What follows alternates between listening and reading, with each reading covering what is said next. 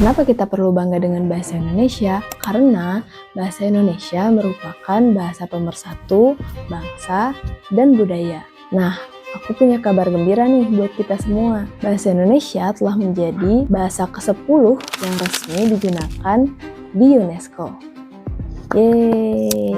Gimana? Keren banget kan? Sekarang bahasa Indonesia udah diakui tingkat dunia. Artinya tinggal kita ikut bangga menggunakannya dan melestarikannya. Assalamualaikum warahmatullahi wabarakatuh. Sebelum kita lanjut, dari kalian pernah kepikiran gak sih gimana jadinya kalau Indonesia gak punya bahasa pemersatu? Perkenalkan, aku Hasna Gaida Mutmainah dari Komunikasi Penyiaran Islam Sekolah Tinggi Ilmu Agama Islam Darut Tauhid. Kali ini aku akan membahas seputar sesuatu yang sering kita pakai dalam keseharian. Ada yang tahu?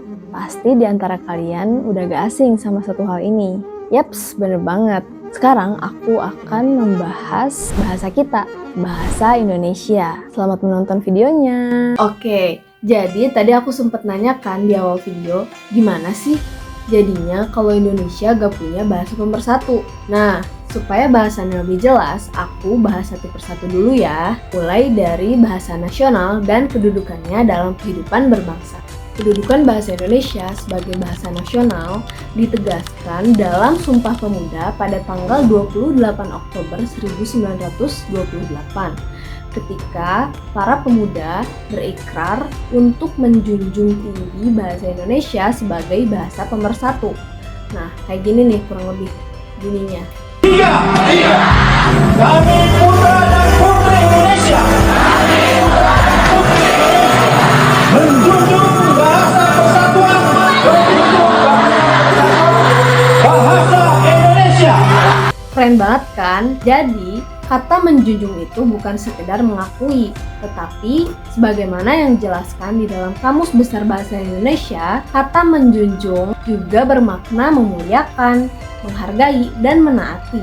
Ikrar Sumpah Pemuda menjadi cerminan bahwa bahasa Indonesia sebagai simbol kebangsaan dan pemersatu suku bangsa. Sebagai bahasa nasional, bahasa Indonesia menjadi lambang identitas nasional, membangun rasa kebersamaan dan solidaritas sebagai alat komunikasi antar daerah dan antar budaya, serta memperkuat rasa kebangsaan di tengah keberagaman suku, budaya, dan bahasa daerah.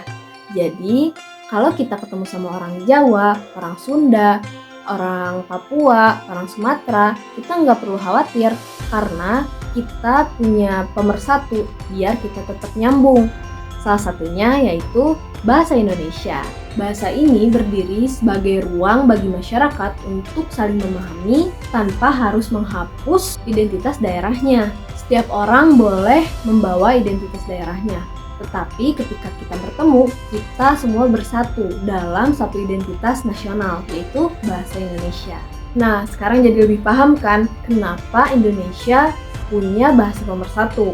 Sekarang kita masuk ke segmen topik yang paling menarik, yaitu asal-usul bahasa Indonesia. Bahasa Indonesia berakar dari bahasa Melayu, khususnya Melayu Riau, yang sejak abad ke-7 telah menjadi lingua franca atau bahasa penghubung di Asia Tenggara. Jadi, penduduk yang tinggal di Asia Tenggara dulunya menggunakan bahasa Melayu sebagai alat komunikasi mereka.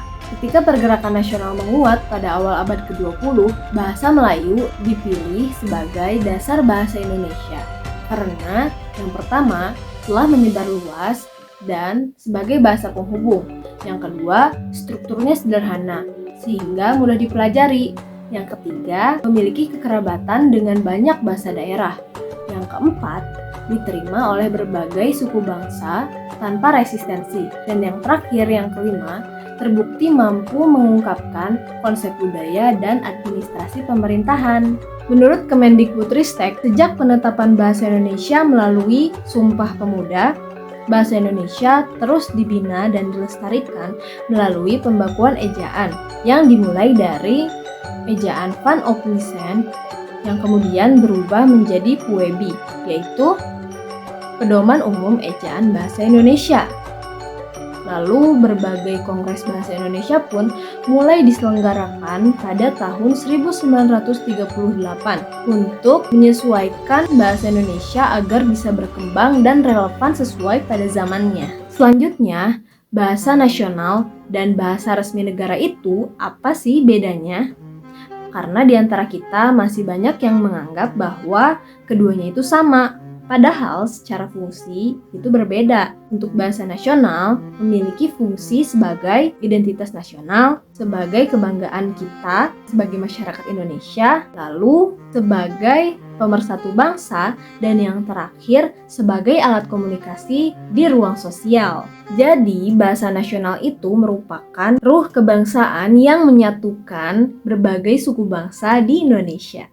Sementara bahasa resmi negara ditetapkan secara hukum sebagai bahasa yang digunakan dalam pemerintahan, undang-undang dan peraturan resmi, persidangan dan dokumen hukum, pendidikan formal, media massa, serta diplomasi internasional. Aturan ini diatur dalam Undang-Undang Nomor 24 Tahun 2009, khususnya pada pasal 25-45 yang menegaskan bahwa bahasa Indonesia adalah bahasa negara sekaligus sarana komunikasi resmi, pemerintahan, dan administrasi negara. Dengan kata lain, bahasa nasional menyatukan bangsa secara kultural, sedangkan bahasa negara menyatukan bangsa secara administratif dan hukum. Oke teman-teman, jadi sekarang kita udah masuk ke pembahasan yang terakhir, yaitu tantangan mempertahankan bahasa Indonesia di era digital. Kita semua tahu bahwa era digital itu keren banget, karena semuanya serba cepat,